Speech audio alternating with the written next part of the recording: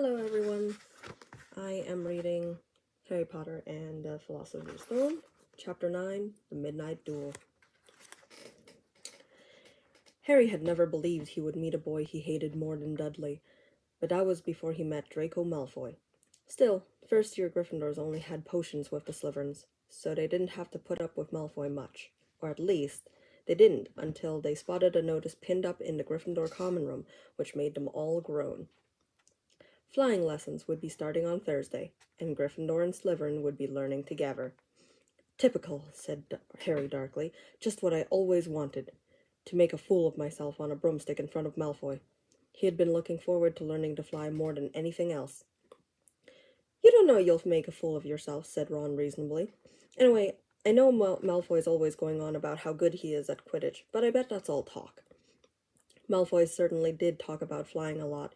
He complained loudly about first years never getting onto house Quidditch teams and told long, boastful stories which always seemed to end with him narrowly escaping muggles in helicopters. He wasn't the only one, though. The way Seamus Finnegan told it, he'd spent most of his childhood zooming around the countryside on his broomstick. Even Ron would tell anyone who'd listen about the time he'd almost hit a hang glider on Charlie's old broom. Everyone from Wizarding families talked about Quidditch constantly. Ron had already had a big argument with Dean Thomas, who shared their dormitory, about football. Ron couldn't see what was exciting about a game with only one ball where no one was allowed to fly. Harry had caught Ron prodding Dean's poster of West Ham football team, trying to make the players move. Neville had never been on a broomstick in his life, because his grandmother had never let him near one. Privately, Harry felt she'd had good reason, because Neville managed to have an extraordinary number of accidents even with both feet on the ground. Hermione Granger was almost as nervous about flying as Neville was. This was something you couldn't learn by heart out of a book, not that she hadn't tried. At breakfast on Thursday, she bored them all stupid with flying tips she got out of a library book called Quidditch Through the Ages. Neville was hanging on to her every word, desperate for anything that might help him hang on to his broomstick later, but everybody else was very pleased when Hermione's lecture was interrupted by the arrival of the post. Harry hadn't had a single letter since Hagrid's note, something that Malfoy had been quick to notice, of course. Malfoy's eagle owl was always bringing him packages of sweets from home, which he opened gloatingly at the Slytherin table. A barn owl brought Neville a small package from his grandmother. He opened it excitedly and showed them a glass ball the size of a large marble, which seemed to be full of white smoke. "It's a remembrall," he explained. "Gran knows I forget things. This tells you if there's something you've forgotten to do. Look, you hold it tight like this, and if it turns red—" Oh, his face fell because the remembrall had suddenly glowed scarlet. "You've forgotten something." Neville was trying to remember what he'd forgotten when Draco Malfoy, who was passing the Gryffindor table, snatched the remembrall out of his hand. Harry and Ron jumped to their feet. They were half hoping for a reason to fight Malfoy, but Professor McGonagall, who could spot trouble quicker than any teacher in the school, was there in a flash. "What's going on?" "Malfoy's got my remembrall, Professor." Scowling, Malfoy quickly dropped the remembrall back on the table. "Just looking," he said, and he sloped away with Crabbe and Goyle behind him. At 3:30 that afternoon, Harry, Ron, and the other Gryffindors hurried down the front steps into the grounds for their first flying lesson. It was a clear, breezy day, and the grass rippled under their feet as they marched down the sloping lawns towards a smooth lawn on the opposite side of the grounds to the Forbidden Forest, whose trees were swaying darkly in the distance. The Slytherins were already there, and so were 20 broomsticks lying in neat lines on the ground. Harry had heard Fred and George Weasley complain about the school brooms, saying that some of them started to vibrate if you flew too high or always flew slightly to the left. Their teacher, Madame Hooch, arrived. She had short gray hair and yellow eyes like a hawk. "Well, what are you all waiting for?" she barked. "Everyone stand by a broomstick. Come on, hurry up." Harry glanced down at his broom. It was old, and some of the twigs stuck out at odd angles. "Stick out your right hand over your broom," called Madame Hooch at the front, "and say up." "Up!" everyone shouted. Harry's broom jumped into his hand at once, but it was one of the few that did. Hermione Granger's had simply rolled over on the ground, and Neville's hadn't moved at all. Perhaps brooms, like horses, could tell when you're afraid, thought Harry. There was a quaver in Neville's voice that said only too clearly that he wanted to keep his feet on the ground. Madam Hooch then showed them how to mount their brooms without sliding off the end, and walked up and down the rows correcting their grips. Harry and Ron were delighted when she told Malfoy he'd been doing it wrong for years. "Now, when I blow my whistle, you kick off from the ground hard," said Madam Hooch. "Keep your broom steady, rise a few feet, and then come straight back down by leaning forward slightly. On my whistle. 3, 2... But Neville, nervous and jumpy and frightened of being left on the ground, pushed off hard before the whistle had touched Madam Hooch's lips.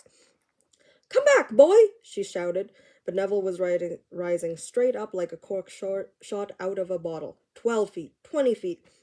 Harry saw his scared white face, looked down at the ground falling away, saw him gasp, slip sideways off the broom, and wham! A thud and a nasty crack, and Neville lay face down on the grass in a heap.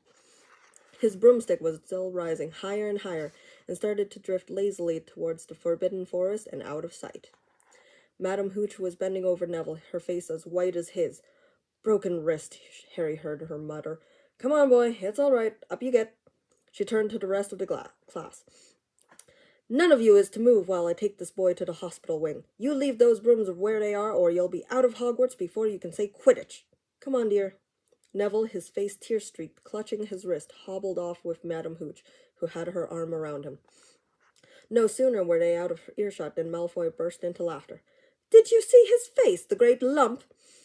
The other Slytherins joined in. "Shut up, Malfoy," snapped Parvati Patil. "Ooh, sticking up for Longbottom," said Pansy Parkinson, a hard-faced Slytherin girl. "Never thought you'd like fat little crybabies, Parvati." "Look!" said Malfoy, starting forward and snatching something out of the grass. "It's that stupid thing Longbottom's Gran sent him." The remembrall glittered in the sun as he held it up. "Give that here, Malfoy," said Harry quietly. Everyone stopped talking to watch. Malfoy smiled nastily. "I think I'll leave it somewhere for Longbottom to collect. How about up a tree?" "Give it here!" Harry yelled. But Malfoy had leapt onto his broomstick and taken off. He hadn't been lying. He could fly well. Hovering level with the topmost branches of an oak, he called, "Come and get it, Potter!" Harry grabbed his broom. "No!" shouted Hermione Granger. "Madam Hooch told us not to move. You'll get us all into trouble." Harry ignored her. Blood was pounding in his ears. He mounted the broom and kicked hard against the ground, and up he soared. Air rushed through his hair and his robes whipped out behind him. And in a rush of fierce joy, he realized he'd found something he could do without being taught. This was easy. This was wonderful. He pulled his broomstick up a little to take it even higher and heard screams and gasps of girls back on the ground and an admiring whoop from Ron. He turned his broomstick sharply to face Malfoy in midair. Malfoy looked stunned. "Give it here," Harry called, "or I'll knock you off that broom." "Oh, yeah?" said Malfoy, trying to sneer, but looking worried. Harry knew somehow what to do. He leant forward and grasped the broom tightly in both hands, and it shot towards Malfoy like a javelin. Malfoy only just got out of the way in time. Harry made a sharp about turn and held the broom steady. A few people below were clapping. "No Crabbe and Goyle up here to save your neck, Malfoy," Harry called. The same thought seemed to have struck Malfoy. "Catch it if you can, Ven," he shouted, and he threw the glass ball high into the air and streaked back towards the ground. Harry saw, as though in slow motion, the ball rise up in the air and then start to fall. He leant forward and pointed his broom handle down. Next second, he was gathering speed in a steep dive, racing the ball. Wind whistled in his ears, mingled with the screams of people watching. He stretched out his hand. A foot from the ground, he caught it, just in time to pull his broom up straight. And he toppled gently onto the grass, with the remembrall clutched safely in his fist. "Harry Potter!" His heart sank faster than he just dived. Professor McGonagall was running towards them. He got his feet trembling. "Never in all my time at Hogwarts!" Professor McGonagall was almost speechless with shock, and her glasses flashed furiously. "How dare you! Might have broken your neck!" "It wasn't his fault, Professor." "Be quiet, Miss Patil." "But Malfoy, that's enough, Mr. Weasley. Potter, follow me now." Harry caught sight of Malfoy, Crabbe, and Goyle's triumphant faces as he left, walking numbly in Professor McGonagall's wake as she strode towards the castle. He was going to be expelled. He just knew it.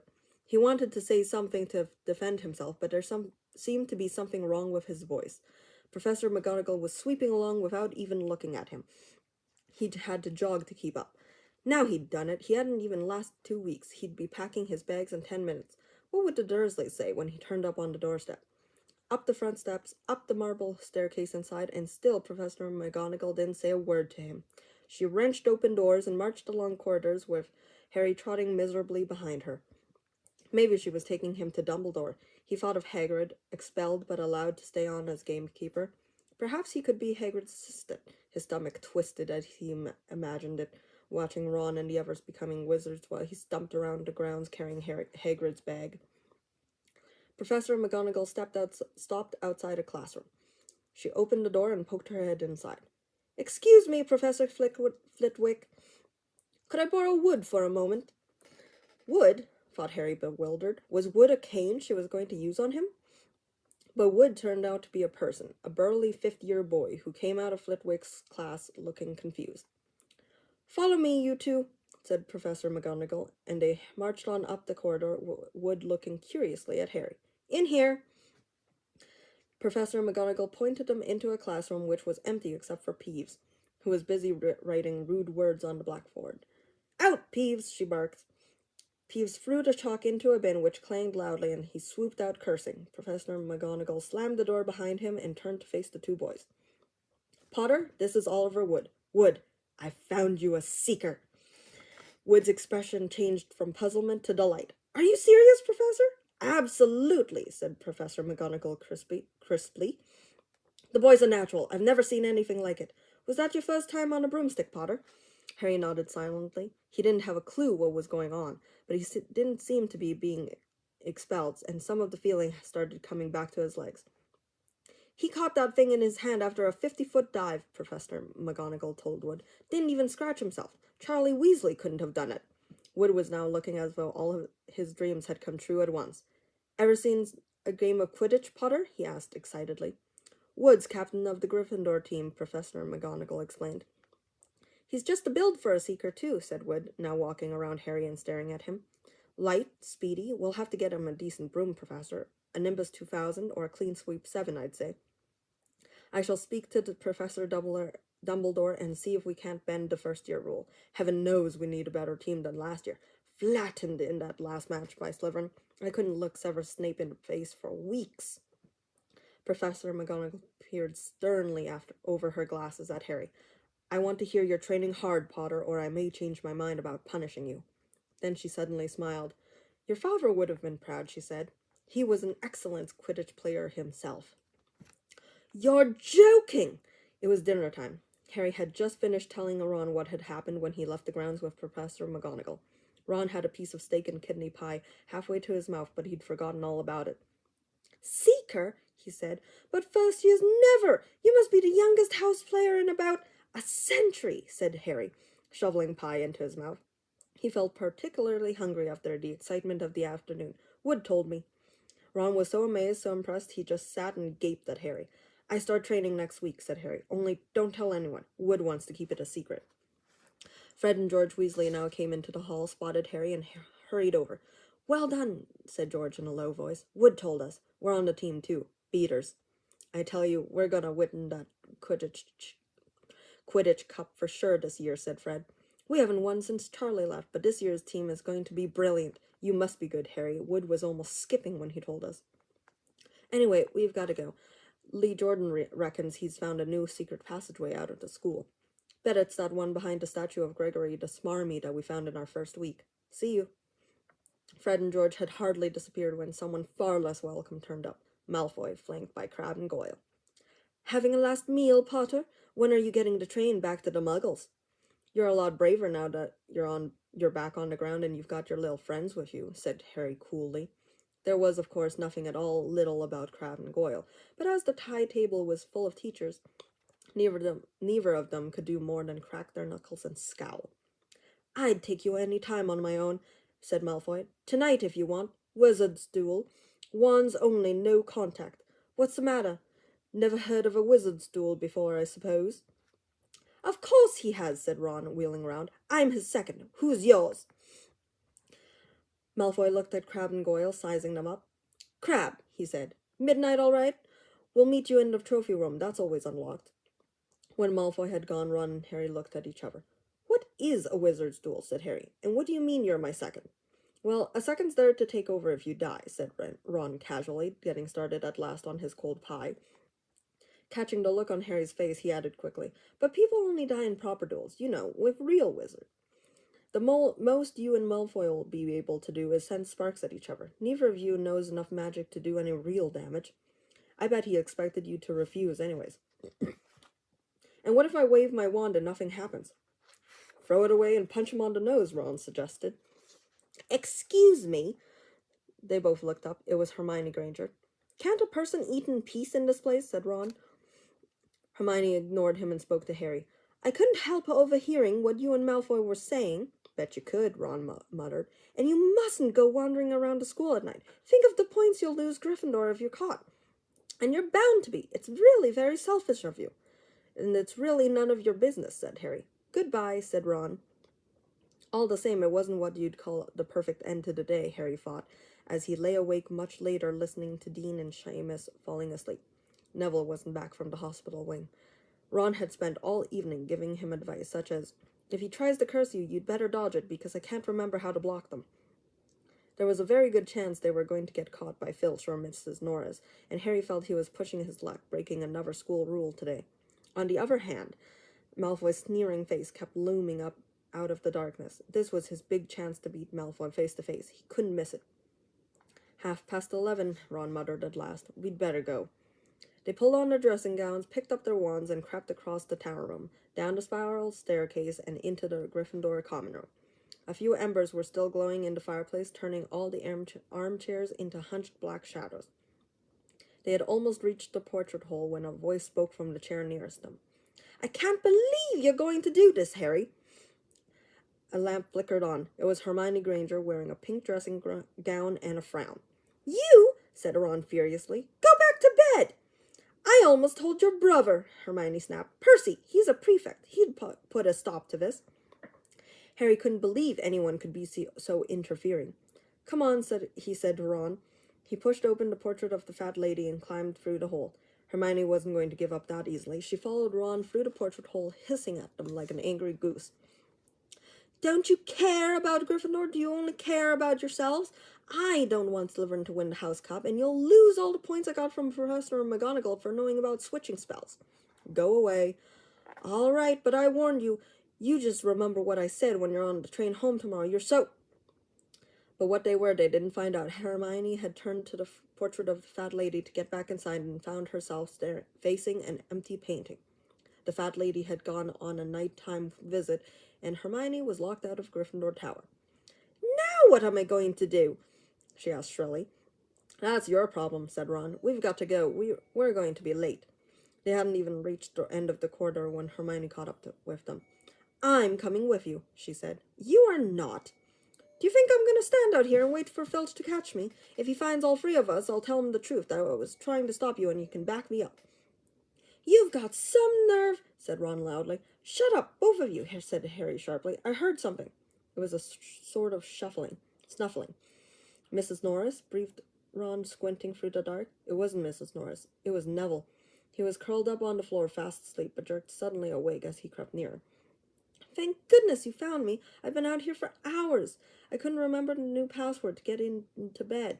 "Keep your voice down, Neville. The password's Pigsnat, but it won't help you now. The fat lady's gone off somewhere." "How's your arm?" said Harry. "Fine," said Neville, showing them. "Madame Pomfrey mended it in about a minute." "Good. Well, look, Neville, we've got to be somewhere. We'll see you later." "Don't leave me," said Neville, scrambling to his feet. "I don't want to stay here alone. The Bloody Baron's been passed twice already." Ron looked at his watch and then glared furiously at Hermione and Neville. "If either of you get us caught, I'll never rest until I've learned that curse of the bogies Kroll told us about and used it on you." Hermione opened her mouth, perhaps to tell Ron exactly how to use the curse of the bogies, but Harry hissed at her to be quiet and beckoned them all forward. They flitted along corridors striped with bars of moonlight from the high windows. At every turn, Harry expected to run into Filch or Mrs. Norris, but they were lucky. They sped up a staircase to the third floor and tiptoed towards the trophy room. Malfoy and Crabbe weren't there yet. The crystal trophy cases glimmered where the moonlight caught them. Cups, shields, plates, and statues winked silver and gold in the darkness. They edged along the walls, keeping their eyes on the doors at either end of the room. Harry took out his wand in case Malfoy leapt in and started at once. The minutes crept by. "He's late. Maybe he's chickened out," Ron whispered. Then a noise in the next room made them jump. Harry had only just raised his wand when he heard someone speak, and it wasn't Malfoy. "Sniff around, my sweet. They might be lurking in a corner." It was Filch, speaking to Mrs. Norris. Horror-struck, Harry waved madly at the other three to follow him as quickly as possible. They scurried silently towards the door, away from Filch's voice. Neville's robes had barely whipped round the corner when they heard Filch enter the trophy room. "They're in here somewhere," they heard him mutter, "probably hiding." "This way," Harry mouthed to the others, and petrified, they began to creep down a long gallery full of suits of armor. They could hear Filch getting nearer. Neville suddenly let out a frightened squeak and broke into a run. He tripped, grabbed Ron around the waist, and the pair toppled right into a suit of armor. The clanging and crashing were enough to wake the whole castle. "Run!" Harry yelled, and the four of them sprinted down the gallery, not looking back to see whether Filch was following. They swung around the doorpost and galloped down one corridor, then another, Harry in the lead without any idea where they were or where they were going. They ripped through a tapestry and found themselves in a hidden passageway, hurtled along it, and came out near their charms classroom, which they knew was miles from the trophy room.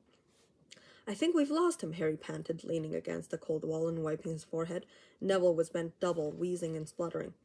"I told you," Hermione gasped, clutching at the stitch in her chest. "I told you!" "We've got to get back to Gryffindor Tower," said Ron, "quickly as possible."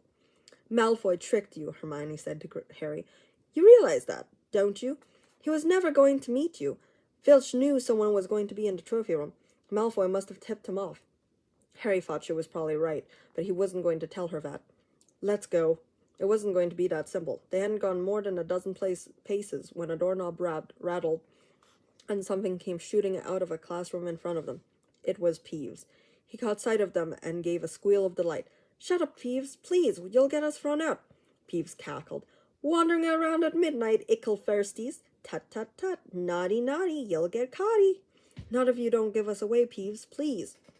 "Should tell Filch I should," said Peeves in a saintly voice, but his eyes glittered wickedly.